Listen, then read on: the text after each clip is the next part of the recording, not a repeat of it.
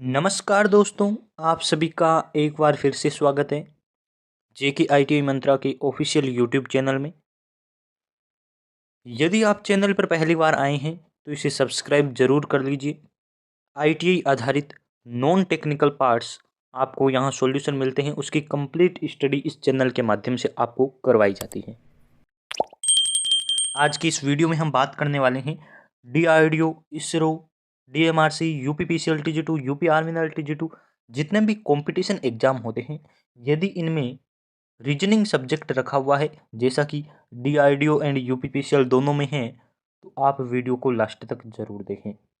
ये एक तरीके का डीआरडीओ सेप्टेम टेक्नीशियन ए के लिए पूरा मॉडल पेपर है जिसमें हम रीजनिंग के पूरे क्वेश्चन सॉल्यूशन आपको करवाने वाले हैं। किस टाइप के क्वेश्चन आते हैं, कहाँ से कितने क्वेश्चन आते हैं, वो आपको कंप्लीट मिलने वाले हैं। ये रीजनिंग का कंप्लीट एक मॉडल पेपर, एक प्रैक्टिस सेट है जिसमें ऑल टाइप के क्वेश्चन आपको मिलेंगे। लास्ट तक जरूर देखिएगा, हर टॉपिक से क्वेश्चन हमने शामिल किए हैं और टाइम का अभाव होते हुए, यानी कि समय का अभाव होते हुए, हम आपको कुछ क्वेश्चन इस पार्ट में कराएंगे, कुछ नेक्स्ट पार्ट में करवाएंगे, फिर आप दोनों को एक साथ जरूर देख लीजिए। चलिए शुरू करते हैं। आपसे रिक्वेस्ट करेंगे, चैनल पर पहली बार आए हैं तो सब्सक्राइब कर दीजिए, अच्छा रिस्पांस भी दिया करो यार, बहुत मेहनत करते हैं। और हमने नॉन टेक की ई बुक जारी की है, लिंक आपको डिस्क्रिप्शन में दे रखा है, आप डायरेक्ट वहां से ले लीजिए। नॉन टेक की आपकी बेहतरीन तैयारी हो जाएगी। साथ ही यदि आप प्रैक्टिस देना चाहते हैं, टेस्ट सीरीज लेना चाहते हैं, तो लिंक आपको दे रखा है VK Knowledge Electrical mobile application का, आप उसे डाउनलोड करें और वहां आपको टेस्ट सीरीज भी मिल जाएगी जिसमें डीआरडीओ के लिए आपको एकदम हूबहू परीक्षा पैटर्न पर आधारित टेस्ट देखने को मिलता है। और किसी भी टॉपर से पूछ लीजिए, वो आपको यही बात कहेगा कि मॉक टेस्ट लगाने चाहिए। तैयारी आप पढ़कर कर सकते हैं, लेकिन आपकी तैयारी कितनी है, आपको कितना याद है, ये सारी परख आपकी होती है। यानी कि एक तरीके का आपका टेस्ट होता है, वो सारा आपके टेस्ट सीरीज पर ही होता है। यदि आप मॉडल पेपर टेस्ट सीरीज देते हैं तो आपकी तैयारी में बहुत ज़्यादा इम्प्रूवमेंट होती है। आप एक बार लिंक पर क्लिक जरूर करें। चलिए शुरू करते हैं आज की इस वीडियो को। पहला क्वेश्चन आपकी स्क्रीन पर है। क्वेश्चन देखिए क्या कह रहा है। 5 लड़कियां दक्षिण की ओर मुंह करके बैठी है। तो यदि इस प्रकार के क्वेश्चन आपके एग्जाम में आए दक्षिण उत्तर, तो पहले तो मैं आपसे रिक्वेस्ट करूंगा ये वाला आप बना लीजिए। तो चलिए देखिए, इस प्रकार से आपको बनाना है। ये देखो, ये आपको बना लेना है। ऊपर लिखना है उत्तर दिशा, नीचे लिखना है आपको दक्षिण दिशा, पश्चिम दिशा, और ये है आपकी पूर्व दिशा। 4 दिशाएं आपको ज्ञान होना चाहिए। अब कह रही 5 लड़कियां दक्षिण की ओर मुंह करके बैठी है, तो ये रही लाइन। अब दक्षिण की ओर है तो ऐसे मुंह करके इसने बैठा दिया। 5 लड़कियां बैठा दीजिए, 3 4 तीर यानी कि मुंह है ना, 5 लड़कियां मैंने यहाँ बिठा दी। अब देखिए क्या कह रहा है कि पी क्यू है ना, पी क्यू तथा आर के बीच में है, तो क्यू और आर के बीच में पी बना दीजिए। यहाँ हम बनाते हैं कि या तो यहाँ क्यू होगा और आर होगा, दोनों के बीच में कौन है, पी। या फिर ऐसा हो सकता है इधर आर है इधर पी है, बीच में तो पी है क्योंकि ये कह रहा है पी क्यू और आर के बीच है, और यहाँ मान लेते हैं क्यू है। दोनों कंडीशन में पी बीच में है, ऐसा इसने कहा है। जबकि क्यू है ना एस के बाएं है, तो बाएं का मतलब होता है आपकी लेफ्ट। तो जब आप देखेंगे दक्षिण की ओर इधर मुंह करके जो बैठा है, उसका बायां किधर होगा, आपके जस्ट ऑपोजिट। आपका लेफ्ट इधर है तो इसका लेफ्ट क्या हो जाएगा, इधर हो जाएगा। यानी कि यहाँ बैठा है, कौन बैठा है, क्यू एस के। क्यू है ना ये एस के लेफ्ट साइड है। तो यहाँ तो देखिए आप क्यू पी के लेफ्ट साइड है, यानी कि ये कंडीशन नहीं होगी, ये वाली कंडीशन है कि क्यू है ना एस के लेफ्ट है, तो एस का लेफ्ट इधर क्यू बैठा है और पी है ना क्यू और आर के बीच में बैठा है। पहली वाली कंडीशन सही है। आगे देखते हैं क्या कहते हैं। एस और टी छोरों पर है, यहाँ आपको क्लियरली दिखाई दे रहा होगा, फिर मैं एक बार हटा दूंगा तो भी आप देख लीजिए। एस है ना, एस और टी दोनों छोरों पर है, यानी कि लास्ट वाली एक एस इधर बैठा है तो टी इधर बैठा है। तो बताइए ठीक बीच में कौन है, तो मान लेते हैं यहाँ एस है और यहाँ आपकी टी है। हो गया ना, एस और टी, एस इधर है और टी आपके इधर हो जाएगा। क्यू कहा है एस के लेफ्ट में बैठा है तो क्यू बिठा देते हैं। फिर कहा है पी बैठा है क्यू और आर के बीच में, तो ये वाली कंडीशन आपकी है। देखिए क्या है, एस और टी आपके छोरों पर बैठे हैं, बिल्कुल राइट बात है। क्यू है ना एस के लेफ्ट में बैठा है, हाँ बिल्कुल बैठा है। क्यू और आर के बीच में पी बैठा है, हाँ बिल्कुल बैठा है। तो अब कह रहा है ठीक बीच में कौन है, तो देखिए दो इधर छोड़ देते हैं, एक बार कलर चेंज करूंगा आपको क्लियरली दिखाई दे जाए। ये देखिए कह रहा है, ये देखिए दो इधर छोड़ देते हैं, दो इधर छोड़ देता हूँ, तो बीच में कौन है, आप कहेंगे पी है। आई होप आप समझ गए होंगे जैसा मैंने एक्सप्लेन किया है ना। और नहीं तो इस क्वेश्चन का स्क्रीनशॉट ले लीजिए और खुद ही एक्सप्लेन कर लीजिए, अपने आप समझ लीजिए, और मैंने आपको अच्छे से बताया है ना। तो ये लीजिए पी आपका राइट आंसर हो जाएगा। अब क्वेश्चन अच्छे से देख लीजिए, स्क्रीनशॉट लेना चाहिए तो ले सकते हैं। चलिए आगे बढ़ाता हूँ, वीडियो को पॉज कर लीजिए स्क्रीनशॉट के लिए। नेक्स्ट आपकी स्क्रीन पर क्वेश्चन है, उपयुक्त चित्र में कितने वर्ग हैं। तो वर्ग माय डियर होते हैं स्क्वायर, है ना, आप सभी को पता है स्क्वायर होते हैं जिसकी चारों भुजाएं बराबर होती है, स्क्वायर कहते हैं उसे। तो स्क्वायर में क्या कह रहा है कि इस डायग्राम में कितने स्क्वायर है, तो एक बार जूम कर दूं क्या, ताकि आपको क्लियरली दिखाई दे जाए। ये लीजिए,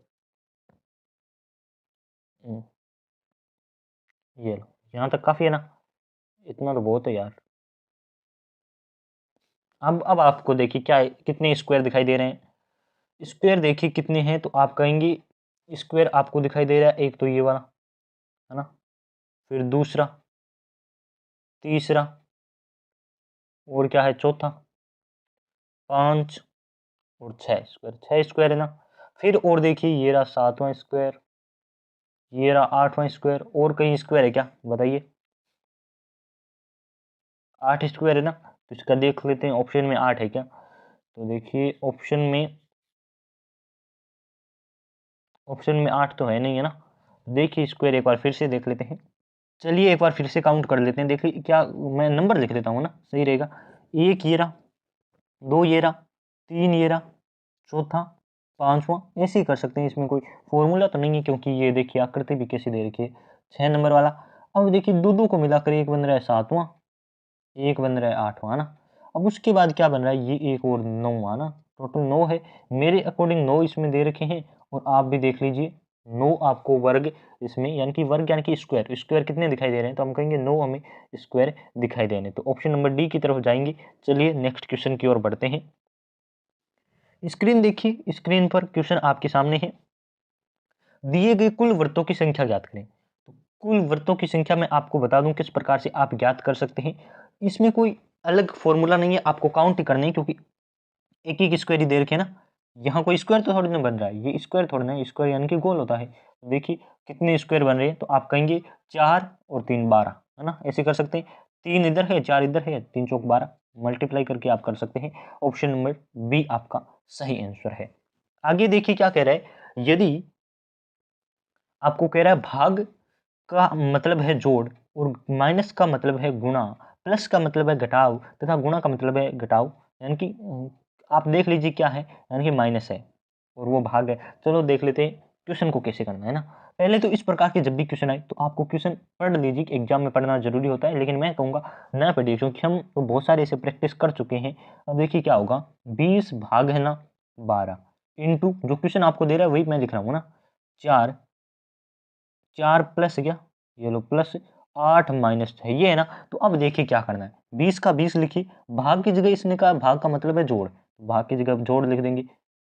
अब देखिए 12 लिख दीजिए, उसके बाद गुणा का मतलब इसने कहा है जोड़ है, गुणा का भी मतलब जोड़ और भाग का मतलब भी जोड़ कैसे है, गुणा का मतलब क्या है, गुणा का अर्थ यहाँ दे रखा है, गुणा का अर्थ है माइनस, ये लो गुणा का मतलब माइनस कर दिया। 4 प्लस का मतलब क्या है, प्लस का अर्थ है भाग, प्लस का मतलब क्या है भाग, तो 8, और माइनस का मतलब इसने क्या दे रखा है, माइनस का अर्थ है गुणा, तो माइनस का अर्थ है गुणा इंटू 6। अब देखिए आपकी ये इक्वेशन आपको सोल्व करनी है, बोर्ड मास नियम के अनुसार पहले होता है आपकी, बोर्ड मास नियम लिख दूं क्या, और आई होप आप सभी को बोर्ड मास का नियम भी पता है, लिखने की आवश्यकता तो है ही नहीं है ना।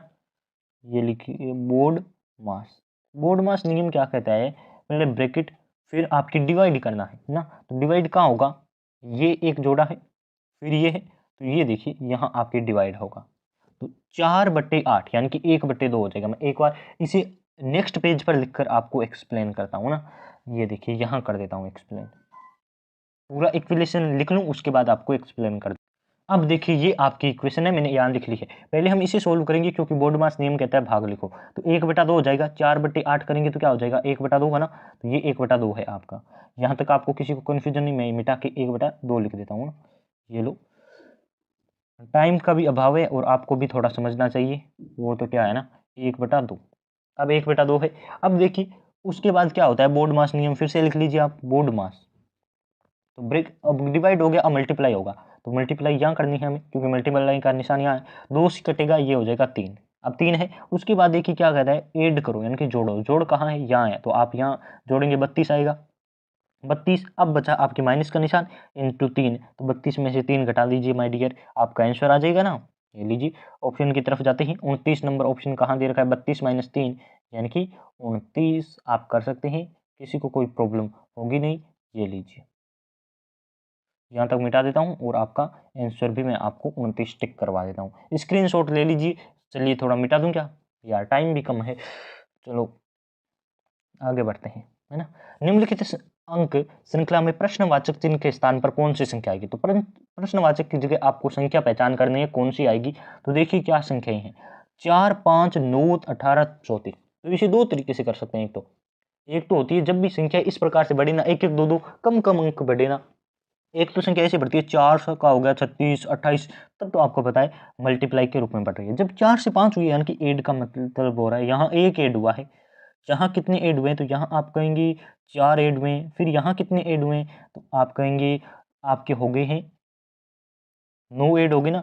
और उसके बाद कितने ऐड हुए हैं, तो आप कहेंगे कि ये संख्या कोई फिक्स नहीं है, 1, 4, 9 पता नहीं कैसे ऐड हो रही है, कोई सम है कोई विषम है। तो आपको एक और तरीका बता दूं, जब इस प्रकार से आपको पता नहीं चले कि किस प्रकार से बढ़ रही है, तब दूसरा तरीका अपनाया करो। इसमें देखिए क्या है, 4 में कितना ऐड हुआ है, आप कहेंगे 1 का स्क्वायर ऐड करते हैं तो 5 बन जाता है।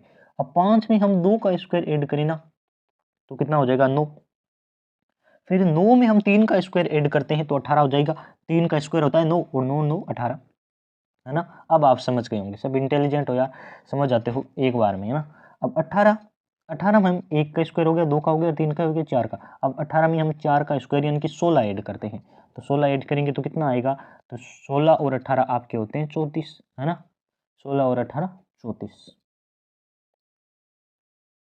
उसके बाद देखिए अब आपको 34 में ऐड करना है। 34 में कितने का ऐड करेंगे, तो आप कहेंगे 4 का स्क्वायर हो गया, अब हमें करना है 5 का स्क्वायर। 5 का स्क्वायर होता है 25, तो 34 और आपको 25 ऐड करने हैं, 9 और 5 59 आपका आंसर आएगा। ऑप्शन नंबर डी इसमें सही आंसर है। आई होप अच्छे से एक्सप्लेन किया है, सबको समझ आ गया होगा। ऑप्शन नंबर डी की तरफ हम यहाँ जाएंगे। स्क्रीन में आपका नेक्स्ट क्वेश्चन है, थर्मामीटर तापमान को दर्शाता है, तो एमीटर के लिए कौन सा आएगा, क्वेश्चन मार्क की जगह आपको बताना है कौन सा आएगा। देखिए थर्मामीटर किस लिए आता है, तो आप कहेंगे ताप को मापने के लिए, तो हमें बताना है एमीटर किसको मापने के लिए आता है। तो सबको पता है विद्युत धारा एमीटर से मापी जाती है।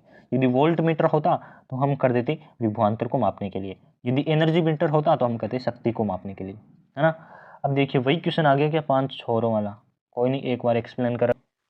यदि ए बी से लंबा है परंतु सी से नाटा है यानी कि छोटा, जिसे आप हाइट में बोलना कह सकते हैं, तथा बी उतना ही लंबा है जितना कि डी परंतु ई से लंबा है, तब डी है। तो ये आपको इस प्रकार के जब भी क्वेश्चन आए कि वो उससे लंबा है, वो इससे शक्तिशाली है, बड़ा है, जब भी इस प्रकार की क्वेश्चन आई तो आपको एक अलग तरीका फॉलो करना है, मैं आपको बता देता हूँ। जैसा जैसा आपको कह रहा है क्वेश्चन में, आपको उसी तरह से फॉलो करना है। क्या कह रहा है, ए बी से लंबा है यानी कि बी आपको यहाँ लगाना है कि बी से लंबा कौन है, ए, परंतु सी से नाटा यानी कि बोलना है, यानी कि ए है वो बी से तो लंबा है लेकिन सी से बोलना है, यानी कि सबसे लंबा जो हो गया वो आपके सी होगा। इजीली इतनी लाइन का आप मतलब समझ गई। बी उतना ही लंबा है, ये वाली लाइन देखी, बी उतना ही लंबा है जितना कि डी, यानी कि बी और डी दोनों आपकी बराबर हाइट के हैं, यानी कि दोनों की हाइट बराबर है, परंतु ई से लंबा है, यानी कि ये बी और डी है ना, ये दोनों बराबर हाइट के हैं और ई से लंबे हैं। तो आपको अब क्या कह रहा है कि तब डी है, यानी कि डी क्या है, उतना ही लंबा जितना कि ए से तो लंबा नहीं है। आप देख सकते हैं जैसा कि आपको डायग्राम में दिखाई दे रहा है, सबसे लंबा सी है, उसके बाद ए है, बी और डी बराबर हाइट के हैं और ई से वो बड़े हैं, यानी कि ई सबसे छोटी हाइट वाला है। दूसरा ऑप्शन कह रहा है सी से लंबा है, तो आप देख सकते हैं सी से लंबा नहीं है, है ना। और बी से नाटा है, इसने कहा है बी उतना ही लंबा है जितना कि डी, और बी और डी दोनों बराबर हाइट के हैं। ए से नाटा है, ये राइट ऑप्शन है कि ए से देखिए छोटी हाइट का है या कम हाइट का है, तो ऑप्शन नंबर डी की तरफ हम जाएंगे। इजीली आप एक तरीके को सीक्वेंस को फॉलो करके इस प्रकार के क्वेश्चन का आंसर दे सकते हैं। इससे पहले भी मैंने आपको इस टाइप के क्वेश्चन सॉल्यूशन करवाए हैं, आप रीजनिंग की प्लेलिस्ट में जाकर देखिए। ITI आधारित किसी भी प्रतियोगी परीक्षा की यदि आप तैयारी कर रहे हैं, नॉन टेक पार्ट हमारे इस चैनल से आप पढ़ सकते हैं। रीजनिंग की अलग से प्लेलिस्ट बना दी है, आप उसमें विजिट कीजिए। हमने अलग अलग टाइप्स के आपको क्वेश्चन सॉल्व करवाए हैं। चलिए नेक्स्ट क्वेश्चन की बात कर लेते हैं। सेकंड क्वेश्चन आपकी स्क्रीन पर है कि अरुण ने कहा ये लड़की मेरी माँ के पोते की पत्नी है, अरुण उस लड़की से कैसे संबंधित है। तो आई होप आपने इस प्रकार की लाइंस को समझ लिया है, किस प्रकार से इसका आंसर करेंगे। चलिए एक एक स्टेप से मैं आपको समझाता हूं।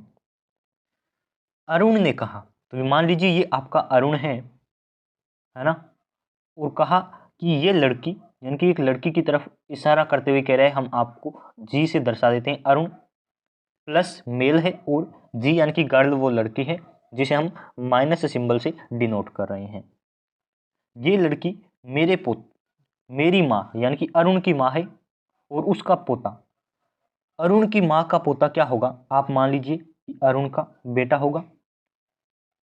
तो मेरी माँ के पोते की पत्नी यानी कि अरुण के माँ है, उसका पोता यानी कि अरुण का बेटा, और उसकी पत्नी यानी कि अरुण के बेटे की पत्नी है। आप इजीली इस लाइन को एक एक पार्ट में डिवाइड करके पढ़िए तो आपको समझ आएगा कि अरुण के बेटे की बहू है। तो उसमें आपको दे रखा है अरुण उस लड़की से कैसे संबंधित है। तो अरुण उस लड़की का क्या है, तो आप कहेंगे ससुर। ऑप्शन नंबर सी यहाँ सही दे रखा है। आई होप यहाँ तक आप समझ गए होंगे। अरुण उस लड़की से कैसे संबंधित है, आप कहेंगे अरुण उसका ससुर है।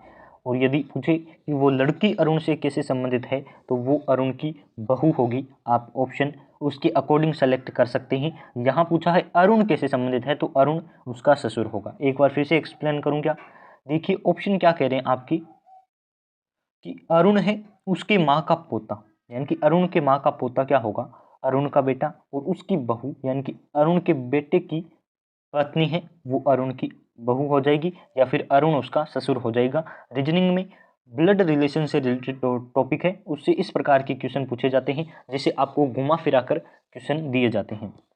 नेक्स्ट आपकी स्क्रीन पर क्वेश्चन दे रखे हैं, देखिए विद्यार्थियों की एक लाइन में मेरा स्थान दोनों ओर से 7वां है। दोनों ओर से कितना स्थान है, तो आप कहेंगे 7वां स्थान है। पंक्ति में कुल कितने छात्र हैं, तो ऐसा क्वेश्चन माय डियर एग्जाम में जरूर पूछा जाता है। इसमें आपको कंफ्यूज करने की कोशिश की जाती है। क्वेश्चन हो सकता है दोनों छोरों से काउंट करने पर, या एक पंक्ति है उसके दोनों छोरों से कहीं से भी काउंट करो, मेरा नंबर 7वां है, मेरा नंबर 11वां है, मेरा नंबर 15वां है, बताइए लाइन में कितने नंबर है। तो मान लीजिए ये लाइन शुरू हो रही है यहाँ से लेके यहाँ तक, है ना, और ये है आपका ए पॉइंट और ये है बी पॉइंट। अब मान लीजिए मैं यहाँ बैठा हूँ, मैं यानी कि आप, और आपका नंबर कौन सा है, 7th नंबर है। तो 7th नंबर है, इधर से काउंट करो तब भी आप 7th आते हैं, इधर से काउंट करो तब भी 7th आते हैं। तो इसका मतलब क्या है, इधर आपके 6 लड़के बैठे हैं तो आपका 7वां स्थान, इधर आपके 6 लड़के बैठे हैं तब आपका 7वां स्थान आ रहा है ना। तो टोटल पूछा है ना, तो 6 6 12 और एक आप 13, यानी कि टोटल लोग कितने होंगे। तो आप ऑप्शन नंबर बी को सिलेक्ट कर सकते हैं। ऑप्शन नंबर बी आपका क्या होगा, सही आंसर होगा। तो ऑप्शन नंबर बी की तरफ जाएंगे। चलिए आपको कुछ ज़्यादा इन्फॉर्मेशन दे देता हूँ। यदि आप भी चाहते हैं DRDO सेप्टेम्बर 10 में सफलता पाना, यदि आप भी चाहते हैं DRDO में टेक्नीशियन की जॉब, तो वीके नॉलेज इलेक्ट्रिकल लेकर आया है आपके लिए DRDO एग्जाम पैटर्न पर आधारित, हूबहू पेपर पर आधारित टेस्ट सीरीज, जिसमें आपको अनेक टेस्ट मिलेंगे।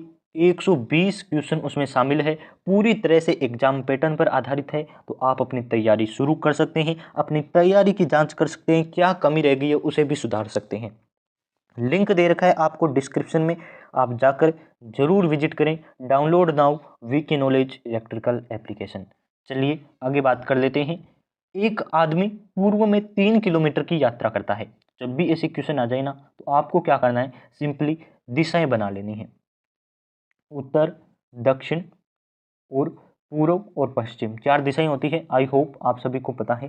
तो क्या कह रहा है, एक आदमी 3 किलोमीटर पूर्व की ओर चलता है, यानी कि इस साइड आपकी 3 किलोमीटर चलता है, ये दूरी है आपकी 3 किलोमीटर। एक बार यहाँ से बताऊँ, 3 किलोमीटर ये दूरी है आपकी।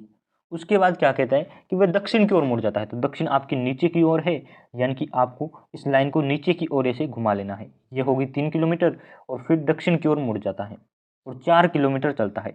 वह शुरुआती बिंदु से कितना है, यदि उसे पूछे कि कुल कितनी दूरी चला है, तब तो आपको कर देना है 3 और 4 को ऐड करके 7 आंसर लिखना है, क्योंकि कुल उसने डिस्टेंस कितनी कवर की है या कितनी डिस्टेंस वो चला है तो आप टोटल कर सकते हैं। लेकिन यदि आपसे पूछे कि शुरुआती बिंदु से कितना चला है, तो ये आपका शुरुआती बिंदु है और ये आपका एंडिंग पॉइंट है, जिसे हम लास्ट पॉइंट कहते हैं। तो ये आप एक तरीके से देख सकते हैं, समकोण त्रिभुज आपको दे रखा है और इसमें लगा दीजिए पाइथागोरस प्रमेय। याद है ना पाइथागोरस प्रमेय, कर्ण का स्क्वायर बराबर आधार स्क्वायर प्लस लंब स्क्वायर, है ना। तो कर्ण आपको ये ज्ञात करना है, यानी कि टोटल दूरी आपको ये ज्ञात करनी है। तो 3 का स्क्वायर प्लस 4 का स्क्वायर, यानी कि 9 + 16 बराबर 25, ये आ गया आपके कर्ण का स्क्वायर। जब कर्ण का स्क्वायर आपके 25 है तो आप इजीली कर्ण भी निकाल सकते हैं 25 का रूट करके, यानी कि 5 किलोमीटर वह अपने शुरुआती बिंदु से चला है। और यदि आपको टोटल दूरी पूछे तो आपको ऐड कर देनी है 3 + 4 = 7 आपका आंसर होगा। आई होप आप में से किसी को इसमें कोई प्रॉब्लम नहीं है, इजीली आप कर सकते हैं। नेक्स्ट आपकी स्क्रीन पर देखिए किस प्रकार से क्वेश्चन दे रखा है।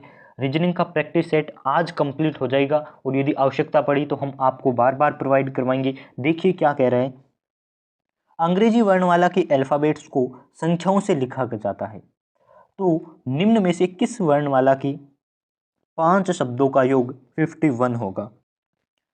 तो इस प्रकार के क्वेश्चन को आप ऑप्शन से करें तो ज़्यादा बेटर रहेगा, क्योंकि पूरी वर्णमालाएं 26 अल्फाबेट होते हैं, एक दूसरे के साथ में जुड़ते जाते हैं, तो बहुत सारे 51 नंबर आ जाएंगे। तो ऑप्शन के अकॉर्डिंग कीजिए। देखिए ए दे रखा है, ई दे रखा है, ओ दे रखा है, आई दे रखा है और टी दे रखा है। ऐड कर दीजिए माय डियर।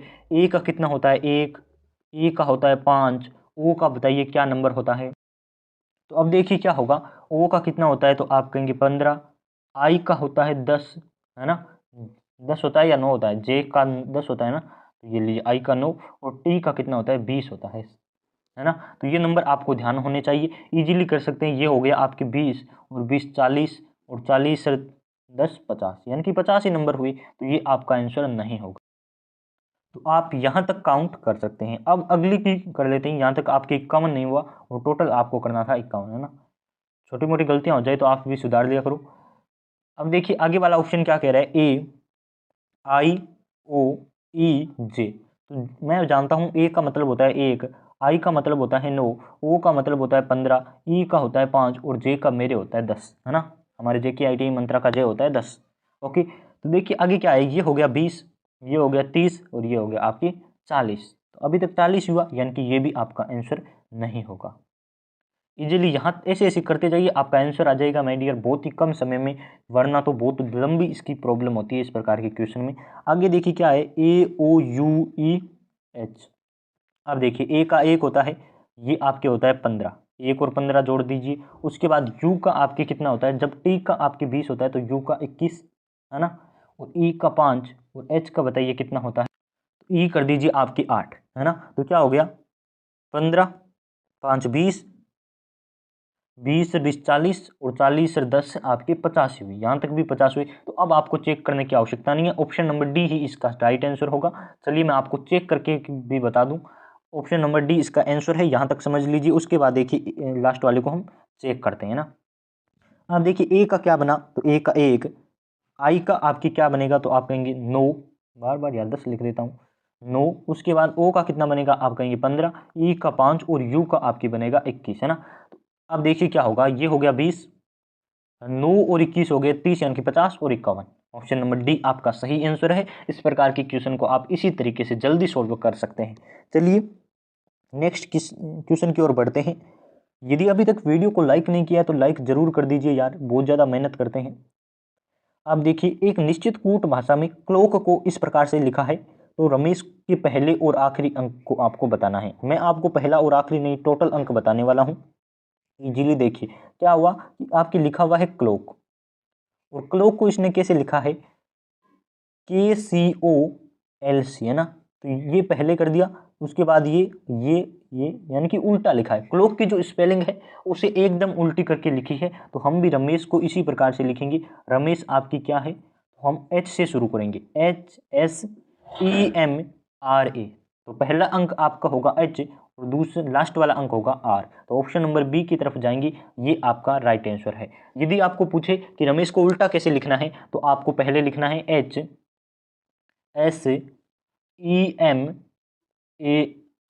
है ना। ऐसे आपको लिखकर राइट आंसर भी करना है। एग्जाम में ये वाला क्वेश्चन ज़्यादा पूछा जाता है, इस प्रकार के क्वेश्चन नहीं पूछे जाते। अब देखिए आगे कौन सा क्वेश्चन है।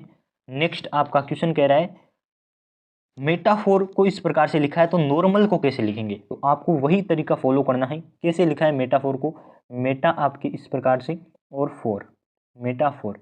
तो अब देखिए मेटाफोर में इसने लिखा है EMATHPRO,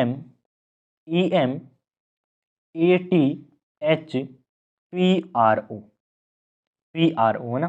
तो यही आपको तरीका फॉलो करना है। ई को इस ऐसे कर दिया और एम को, यानी कि पहले दो अक्षरों को इसने चेंज कर दिया। यहाँ भी ऐसे देख रहे हैं आप, और ये भी आपके इसी प्रकार से, ये देखिए दो अक्षरों को चेंज कर दिया है। आर पहले है तो उसे बाद में कर दिया है, और बाद में तो पहले कर दिया है। OR में देख लीजिए, ME में देख लीजिए, वही आपको नॉर्मल में करना है। तो आपको एक्सप्लेन कर देता हूँ मैं शुरू से। देखिए नॉर्मल में क्या किया इसने, नॉर्मल है आपका, ये लिखिए दो अक्षरों के आप बना लीजिए जोड़े। नॉर्मल का पहला लिखना है आपको O पहले उसके बाद N। इसी प्रकार से R में पहले M उसके बाद R, और AL में पहले L उसके बाद A। तो ये आपका right answer option number C रहेगा। आप इजीली देखकर मिलान कर सकते हैं। इस प्रकार से आपका सही सेंटेंस बनेगा। नेक्स्ट आपकी स्क्रीन पर क्वेश्चन दे रखा है 12 का हो गया है आपकी 21, 23 का 32, तो 34 का क्या होगा। तो ये इजी क्वेश्चन है, इसमें किसी भी प्रकार की श्रृंखला नहीं लगी है। बस आपके 12 का कर दिया 21, यानी कि चेंज कर दिया उल्टे अक्षर। 23 का इसने लिख दिया है 32, तो इसी प्रकार से आपको 34 का लिखना है। कैसे लिखेंगे, देखिए 12 है यानी कि 1 2 है तो उसे 2 1 कर दिया है। 23 है यानी कि 2 3 है तो उसे 3 2 कर दिया। उसी प्रकार से 4 3 3 4 है तो हम 4 3 कर देंगे। ऑप्शन नंबर डी आपका सही आंसर है। हमारी ई बुक डाउनलोड करने के लिए लिंक दे रखा है आपको डिस्क्रिप्शन में, जिसमें 750 प्लस ऑब्जेक्टिव टाइप क्वेश्चन है। आप जरूर पढ़िए, एग्जाम पैटर्न पर आधारित है, आपकी एग्जाम में बहुत ज़्यादा हेल्पफुल रहेगी। जो आपके सामने पहला क्वेश्चन है, इस प्रकार से एक क्वेश्चन आपको एग्जाम में जरूर देखने को मिलेगा। ये है आपके डाइस वाले, यानी कि जो पासा होता है उस टॉपिक से किस प्रकार के क्वेश्चन पूछे जा सकते हैं। हमने SSC इस प्रकार से इम्पोर्टेंट जो रेलवे और एग्जाम होती है जिनमें रीजनिंग को शामिल किया जाता है, उसके अकॉर्डिंग हमने पिछले वर्ष जितने क्वेश्चन पूछे गए थे, जिस प्रकार से पूछे गए थे, उसके अकॉर्डिंग ये वीडियो तैयार किया है। आपको क्वेश्चन पूछा है नीचे एक पासे के 4 प्रारूपों को दर्शाया है, इस पासे में अंक 2 के विपरीत फलक का कौन सा अंक होगा। तो आपको 2 के ऑपोजिट साइड कौन सा होगा वो पहचान करना है। तो सबसे पहले आपको ये वाला देखना है। ये आपका एक तरीके से प्रश्न वाला पासा होता है, जो पहली आकृति होती है उसमें। तो आपको इसमें 2 दिखाई दे रहा है, और 2 इसमें है और 2 इसमें, यानी कि हमें तीसरे की आवश्यकता नहीं है। आप देख सकते हैं 2 किस में है, पहले तो वो चेक कर लीजिए। 2 आपके 3 में है, ऑप्शन इसमें आपके 2 नहीं है। अब 2 के जो संगत जो आपके अंक है, यानी कि 2 के साथ कौन से अंक है, 3 और 4। तो आपको देखना है 3 और 4 किस में है। इसमें 3 है लेकिन 4 नहीं है, तो ये आपका आंसर नहीं होगा। इसमें 4 है लेकिन 3 नहीं है, तो ये भी नहीं होगा। अब आप ऑप्शन नंबर सी को देखिए, यानी कि तीसरे डायग्राम को देखिए। इसमें 3 और 4 दोनों दे रखे हैं, इसमें 2 है और इसमें 5 है, यानी कि 2 का जो विपरीत फलक होगा वो 5 होगा। ऑप्शन नंबर सी की तरफ आप जाएंगे। एक बार दोबारा देख लीजिए, मैं इसे रिकॉल कर देता हूँ किस प्रकार से आपको पूछा जाएगा। आपको क्वेश्चन पूछा है कि 2 का विपरीत कौन सा है। तो जब हम 2 के विपरीत की बात करते हैं तो हम पहले डायग्राम को देखते हैं। इसमें 2 3 और 4 ये 3 अंक दे रखे हैं। आपको देखना है 3 और 4, यानी कि 2 के जो संगत दोस्त हैं, 2 के जो संगत अंक है उन्हें देखिए। 3 और 4 हैं, 3 और 4 और किस डायग्राम में दिखाई दे रहे हैं, तो आपको तीसरे वाले में 3 और 4 दिखाई दे रहे हैं। 2 का ऑपोजिट आपका 5 होगा। इस प्रकार से आप क्वेश्चन को इजीली कर पाएंगे। इसमें आपको 20 सेकंड से ऊपर का टाइम नहीं लगेगा। यदि आप क्वेश्चन को आराम से पढ़ते हैं तो आप इजीली 30 सेकंड में आंसर दे सकते हैं। दूसरे क्वेश्चन की बात कर लेते हैं। दूसरा जो आपका क्वेश्चन है उसमें है कौन सा उत्तर आकृति में प्रश्न आकृति के विशिष्ट तत्व को विद्यमान है। तो आपको यहाँ कोई सिंपल ट्रिक यूज नहीं करनी है, बस आपको दिमाग का खेल है। इसमें जो डायग्राम दे रखे हैं वही आपको इनमें से कौन सी में दिखाई दे रहे हैं, इस प्रकार से आंसर सेलेक्ट करना है। तो आप पहले दो को पकड़िए, यानी कि एरो और सर्किल को आप जब पकड़ेंगे तो एरो और सर्किल इसमें भी है, एरो और सर्किल इसमें भी है, एरो और सर्किल इसमें भी है, एरो और सर्किल इसमें भी है, यानी कि चारों में एरो और सर्किल दे रखा है। अब आप हाइट को पकड़िए, हाइट किस में है, इसमें हाइट दे रखा है, इसमें दे रखा है, इसमें दे रखा है, लेकिन इसमें आपकी हाइट नहीं है, तो आपका ये आंसर होगा नहीं। अब आपके सामने तीन ऑप्शन बचते हैं, तीन में से देखना है आपको मल्टीप्लाई वाला और एड वाला किस में है। तो इसमें मल्टीप्लाई एड नहीं है, ये भी नहीं होगा, इन दोनों में आपके हैं, बी और सी में से आपका एक आंसर होगा। तीन लाइन देखिए, ये वाली तीन लाइन है किस में है, तो इसमें तीन लाइन है, यानी कि आपका ऑप्शन नंबर सी सही आंसर होगा।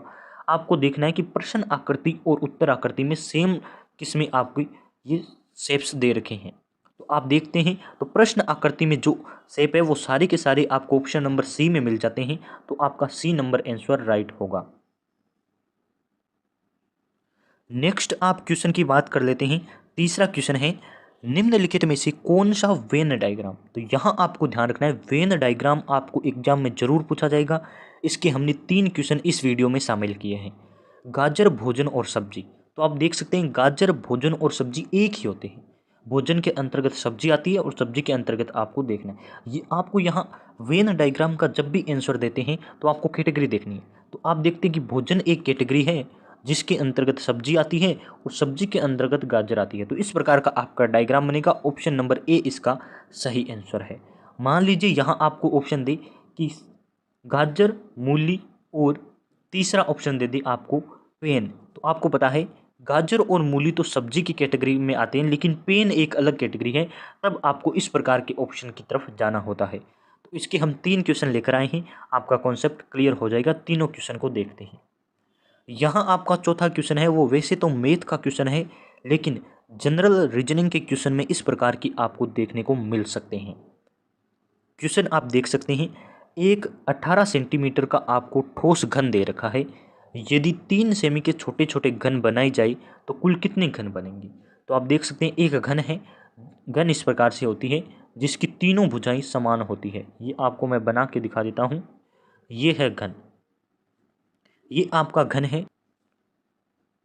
ये आप देख सकते हैं इस प्रकार से घन बनाया जाता है। यहाँ हमने आपके सामने घन बना दिया है। इस प्रकार से घन बना होता है जिसकी लंबाई, चौड़ाई और ऊंचाई तीनों बराबर है। तो ये आपको दे रखा है 18 सेंटीमीटर है। लंबाई, चौड़ाई और ऊंचाई आपको दे रखी है 18 सेंटीमीटर है। ये आपको दे रखी है 18 सेंटीमीटर। तो आपको पता होना चाहिए कि ठोस घन होता है जब उसे बदलते हैं छोटे घनों में, तो आपको एक सिंपल सा ट्रिक फॉर्मूला आप सभी को पता होगा, आपने 10th में पढ़ रखा है। मैं इसके लिए ट्रिक बता रहा हूँ। जब आपको बड़े की जब भुजा दे और छोटे की भी भुजा दे, तो आपको ये करना है कि बड़े वाली भुजा का क्यूब कर दीजिए, यानी कि 3 बार गुणा कर दीजिए। नीचे आपको छोटे वाले की 3 बार गुणा करनी है। ये तो आयतन का फॉर्मूला होता है। ए क्यूब बड़े वाले का सेंटीमीटर में आपको करना है, भुजा क्यूब बटे छोटे वाले का। जब आप इसे कट करते हैं तो ये 6 आ गया, ये भी 6 आ गया और ये भी 6 आ गया। जब आप 6 का क्यूब करते हैं तो आपके सामने आता है 216 सेंटीमीटर क्यूब। तो ये आपका आंसर होगा। यदि आप में सिंपल ट्रिक की बात करें तो बड़े वाले की सेंटीमीटर में जो भुजा दे रखी है उसे 3 बार मल्टीप्लाई करके छोटे वाले की भुजा को 3 बार मल्टीप्लाई करके दोनों में भाग करना है। इस प्रकार से आप करेंगे तो आपका आंसर आ जाएगा। ये सिंपल क्वेश्चन होते हैं, इसमें कोई लंबा फॉर्मूला यूज करने की आवश्यकता है। नेक्स्ट क्वेश्चन की बात कर लेते हैं। नीचे दी गई श्रृंखला में अगली संख्या क्या होगी।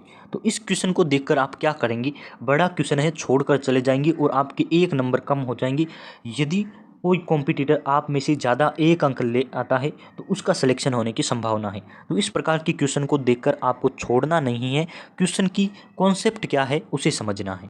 तो यहाँ आप देखते हैं तो इसमें क्या लिखा हुआ है, ये आपकी पूरी संख्या है और जब अगली संख्या लिखी है तो आप देख सकते हैं, मैं एक बार हटा देता हूँ। ये अगली वाली संख्या में क्या किया है, 5 को हटा दिया। सेम लिखा है लेकिन 5 को नहीं लिखा।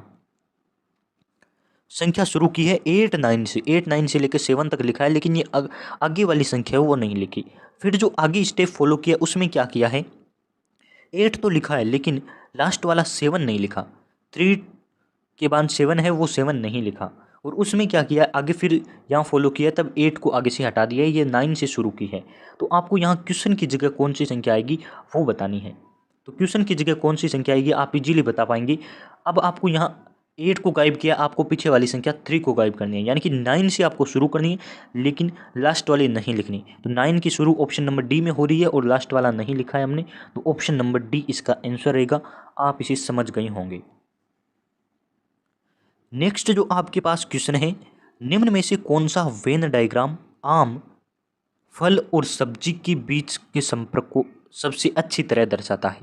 तो यदि हम बात करें, आम एक फल है, तो फल एक कैटेगरी है जिसके अंतर्गत आम आता है, लेकिन सब्जियां एक अलग कैटेगरी होती है। तो आप इस प्रकार से दिखा सकते हैं, ऑप्शन नंबर बी में इस प्रकार से दिखाया है कि ये फल है जिसके अंतर्गत आम आता है, लेकिन सब्जी थोड़ी अलग होती है।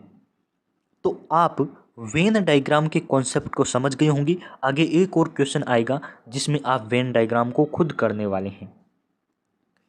नेक्स्ट जो क्वेश्चन है उसमें कहा है, यदि किसी महीने का 10वां दिन सैटरडे यानी कि शनिवार है, तो उस महीने का 27वां दिन क्या होगा। तो मैं आपको बता दूं, जब 10वां दिन आपको दे रखा है कि सैटरडे है, सैटरडे आपको दे रखा है 10वां दिन है, तो आप उसमें 7 और ऐड कीजिए। जब 17वां दिन होगा तो आपकी कौन सा दिन होगा, फिर से सैटरडे होगा। फिर आप और 7 ऐड करते हैं तो 24वां दिन कौन सा होगा, 24वां दिन भी आप कहेंगे सैटरडे होगा। एक महीने की बात की जा रही है, आप इस प्रकार से इजीली कर सकते हैं। आपको पूछा है 27वां दिन, आपने 24 तक निकाल दिए हैं। जब आप 24 में 3 ऐड करते हैं, यानी कि सैटरडे में 3 दिन और आगे बढ़ाते हैं, तो 25वां दिन आपका संडे होगा, 26वां दिन मंडे होगा, और 27वां दिन आप ट्यूसडे यानी कि मंगलवार की तरफ जाएंगे। ऑप्शन नंबर बी है। इजी क्वेश्चन है, आपको कोई कॉन्सेप्ट कोई फॉर्मूला याद करने की आवश्यकता है नहीं। अब जब हम अगले क्वेश्चन की बात कर लेते हैं, तो आपका अगला क्वेश्चन है, यदि ओल बराबर 25 है, नाव बराबर 52 है, तो आपको नन को बताना है क्या आएगा। तो हम इस प्रकार के क्वेश्चन को करने के लिए एक कॉन्सेप्ट यूज करेंगे। आपको ध्यान रखना है, ओल ओल में ए कितने नंबर पर आता है, तो आप कहेंगे 1 नंबर पर। एल आता है आपके 12 नंबर पर, एल आता है फिर 12 नंबर पर। आप इनको ऐड करते हैं, 12 और 12 24 और 1 25, यानी कि ये आपको ऐड करने का कॉन्सेप्ट है। जब आप नाव का इसी प्रकार से करेंगे, तो एन आता है आपके 14 नंबर पर, ओ आता है आपके 15 नंबर पर, और डब्ल्यू आता है आपके 23 नंबर पर। आप इन तीनों को ऐड कर लीजिए तो आपके 52 आएगा। यानी कि इन्होंने इंग्लिश के क्वेश्चन जो लेटर है उनके नंबर किए और नंबर को ऐड कर दिया है। तो हम यही कॉन्सेप्ट यूज करने वाले हैं इस नन में।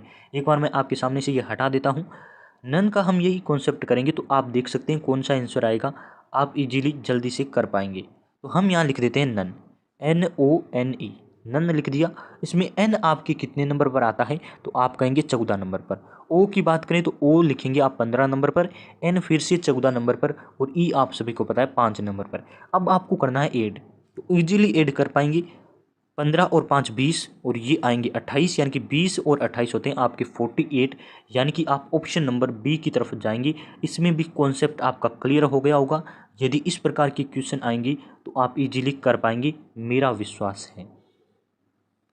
नेक्स्ट क्वेश्चन आपका, नीचे दी गई प्रश्न का सही वेन आरेख बनाइए। तो वेन आरेख आप बना सकते हैं, मैंने 2 क्वेश्चन करवा दिए हैं।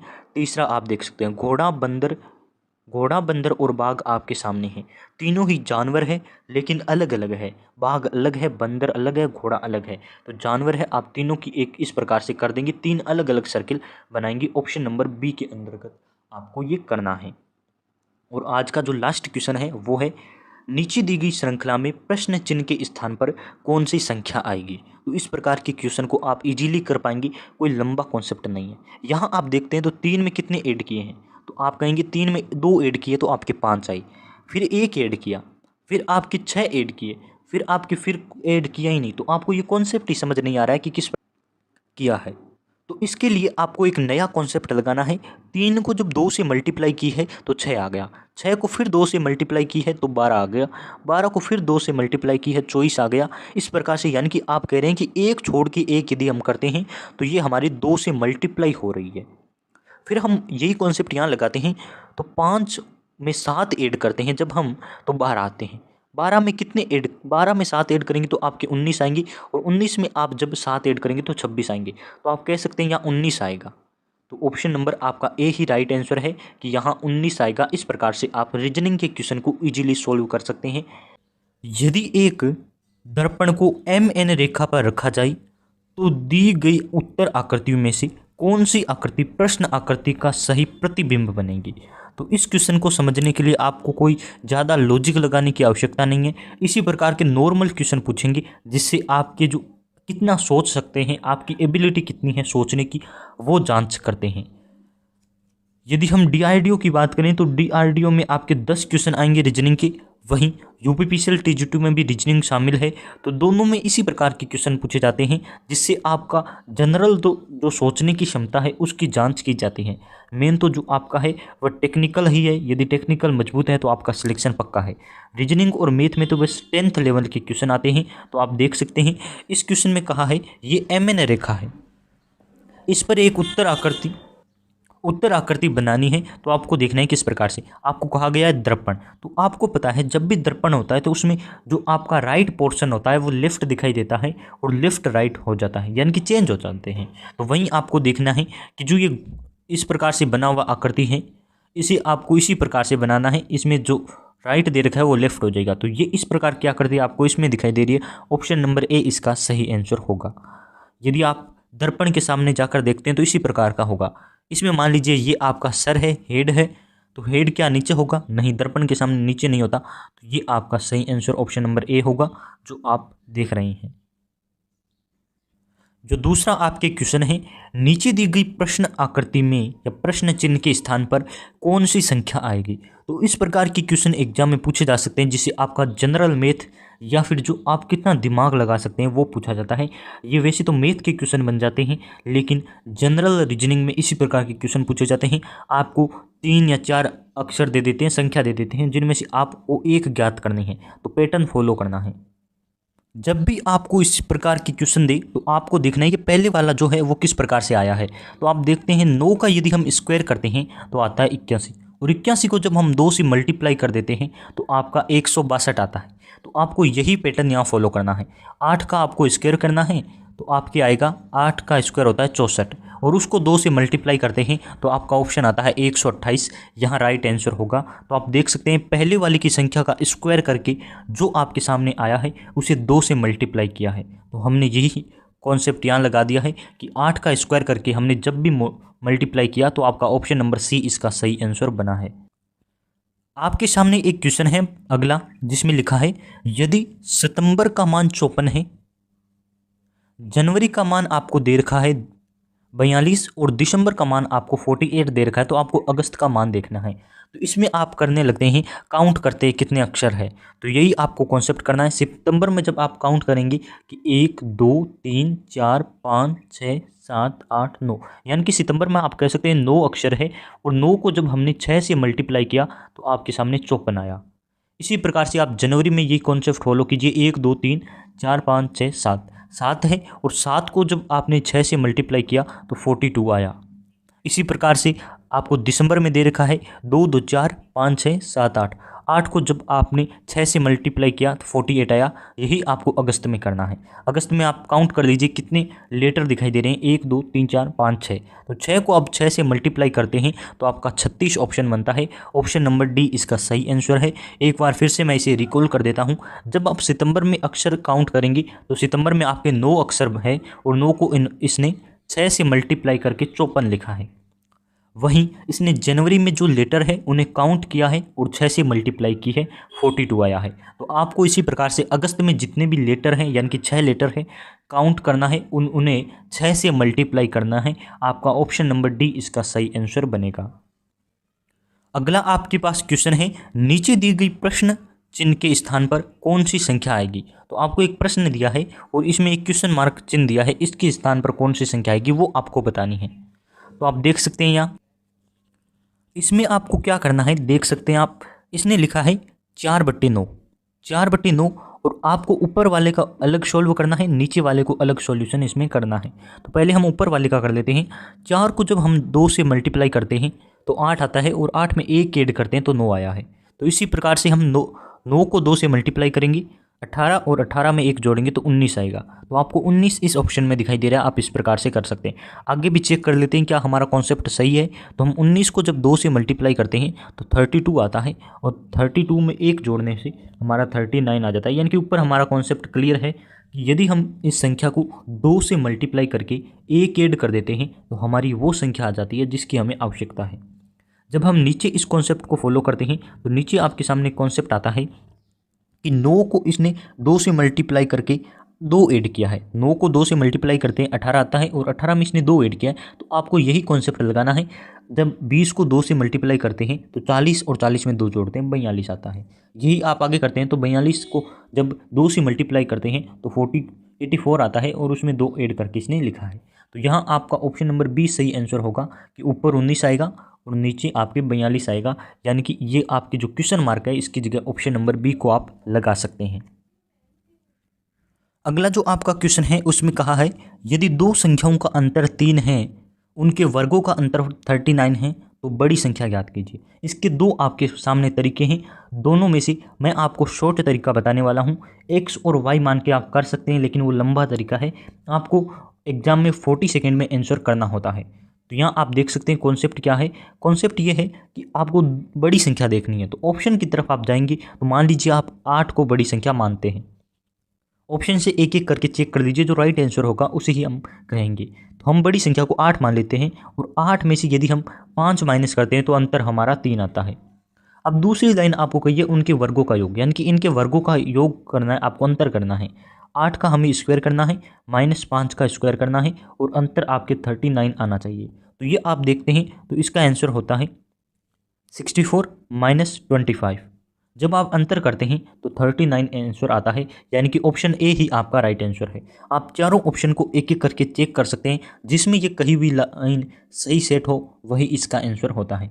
यदि आपको लंबा तरीका करने में कम टाइम लगे तो आप एक्स वाई मान के कर सकते हैं कि एक्स - वाई का अंतर आपको 3 दे रखा है, एक्स स्क्वायर। ये भी मैं आपको एक बार चलिए कॉन्सेप्ट करवा ही देता हूँ।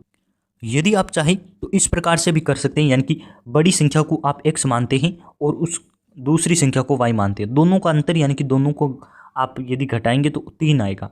इनके वर्गों का अंतर दे रखा है आपको एक्स स्क्वायर -वाई स्क्वायर बराबर 39।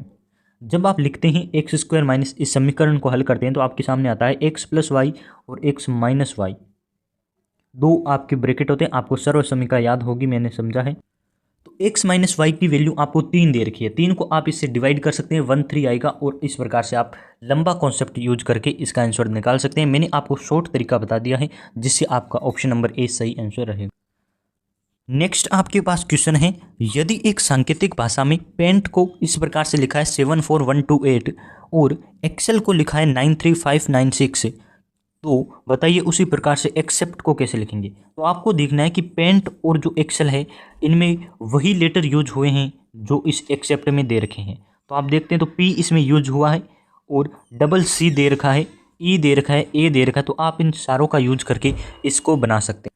जब हम ए की बात करते हैं तो ए के लिए पेंट में यूज हुआ है 4, तो आपकी जो आंसर होगा वो 4 से शुरू होगा। इस प्रकार से आप ऑप्शन नंबर ए की तरफ जाएंगे। यदि हम बात कर लेते हैं आगे सी की, तो एक्सेल में 3 नंबर पर सी आया है और उसके लिए 5 यूज हुआ है। हमारे 2 सी है, यानी कि हम 5 करेंगे, तो ऑप्शन नंबर ए इस प्रकार से राइट आंसर होगा। आपको कॉम्पिटिशन में पहला डिजिट देखना है, यदि ए की ऑप्शन में दे रखा हो तो इसी प्रकार से आप कर सकते हैं। अपने टाइम की बचत करना इंपॉर्टेंट होता है। अगला आपके पास क्वेश्चन है, किसी पार्टी में 25 व्यक्ति एक दूसरे से मात्र एक एक बार हाथ मिलाते हैं, तो कुल कितने बार हाथ मिलेंगे। तो ये आपको आंसर इस प्रकार के करने के लिए एक फॉर्मूला याद करना है। वो फॉर्मूला है n × n-1, आपको 2 से भाग करना है, यानी कि n आपको 25 दे रखा है, 25 × 25 - 1 यानी कि 24 बट्टे आपको 12 करना है। जब आप इस प्रकार से करते हैं तो आपके पास ऑप्शन नंबर बी इसका राइट आंसर रहेगा। 300 बार कुल हाथ मिलेंगे, तो आपका ऑप्शन नंबर बी है। फॉर्मूला इसे याद कर लीजिए। यदि आपको इस प्रकार के क्वेश्चन दे तो इस फॉर्मूला का यूज करके आप कितनी भी बड़ी बड़ी संख्याओं का इजीली हल कर सकते हैं। लास्ट आपके पास क्वेश्चन है, एक चींटी 3 मीटर चलती है, फिर 4 मीटर ऊंचे वृक्ष पर चढ़ती है, अपने मूल स्थान से कितनी दूरी उसने तय की है। इसके लिए आपको 2 क्वेश्चन बनते हैं, दोनों ध्यान में रखना है। इसमें कहा है कि एक चींटी इस स्थान से मान लीजिए यहाँ से चलिए 3 मीटर, तो ये आपकी दूरी है 3 मीटर। फिर एक ऊंचे वृक्ष पर चढ़ती है, तो ऊंचे वृक्ष की ऊंचाई दे रखी है आपको 4 मीटर। अब आपको देखना है ये धरती पे यानी कि क्षितिज पे एक वृक्ष है, जो यहाँ डिग्री कोण बनेगा वो 90 डिग्री का होगा, यानी कि समकोण होगा। और ये आपको मूल दूरी पूछी है, यानी कि मूल दूरी। 2 क्वेश्चन पूछे जा सकते हैं, एक तो मूल स्थान से दूरी, यानी कि मूल स्थान ये पॉइंट वाला है ए मान लीजिए, और ये दूरी है टोटल ये वाली, कर्ण ज्ञात करना है।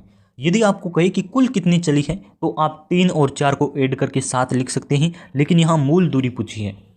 मूल दूरी को आपको पता है कर्ण कहते हैं, और कर्ण ज्ञात करने के लिए आपके लिए फॉर्मूला होता है कर्ण स्क्वायर बराबर आधार स्क्वायर। आधार आपका ये है 3 का स्क्वायर 9 प्लस लंब का स्क्वायर 4 का स्क्वायर होता है 16। जब इनको ऐड करते हैं तो आपको 25 आता है। कर्ण का स्क्वायर 25 आया, जब आप कर्ण निकालेंगे तो रूट लगेगा और इसका आंसर 5 मीटर आप ऑप्शन आएगा। ये आपने 10th में बेसिक पाइथागोरस पर में पढ़ा होगा। और आज का हमारा लास्ट क्वेश्चन है, एक व्यक्ति का मुंह उत्तर की ओर है, तो यदि आपको इस प्रकार से दिशाएं दे तो आपको ये डायग्राम बना लेना है। डायग्राम एग्जाम में दिया नहीं होता, आपको बना लेना है। ऊपर की तरफ नॉर्थ दिशा रखनी है, यानी कि उत्तर, इस तरफ साउथ, पूर्व और पश्चिम, ये आप मान सकते हैं कौन सी दिशाएं होती है। ये आपको डायग्राम बना लेना है। एक पेज ले लीजिए, उसमें ये डायग्राम बना लीजिए। उत्तर की तरफ उसने मुंह कर रखा है, ये मान लीजिए उसका मुंह कर रखा है इसने, वह घड़ी की सुइयों की तरफ, यानी कि वह क्लॉकवाइज घूमता है 45 डिग्री। तो ये आपको पता है 90 डिग्री होता है, यहाँ 45 डिग्री घूम जाता है। इसके बाद वह घड़ी की सुइयों के विपरीत, यानी कि एंटी क्लॉकवाइज 90 डिग्री घूमता है, तो ये 45 है, फिर ये 90 यहाँ आएगा। तो बताइए अब उसका मुंह किस तरफ है, तो आप देख सकते हैं उत्तर पश्चिम दिशा की तरफ उसका मुंह है, तो ऑप्शन नंबर बी इसका सही आंसर होगा। इस प्रकार से यदि आप ये डायग्राम बना के करते हैं तो इजीली आपका कॉन्सेप्ट क्लियर हो जाता है। इसी पर आप DRDO सेप्टेम 10 के नाम से जो प्लेलिस्ट बनी है उसे जाकर चेक कीजिए। चैनल पर पहली बार आए हैं तो सब्सक्राइब और वीडियो को शेयर कीजिए, जिससे अच्छा रिस्पॉन्स मिले और हम आपके लिए रेगुलर वीडियोज बनाकर लेकर आएँ।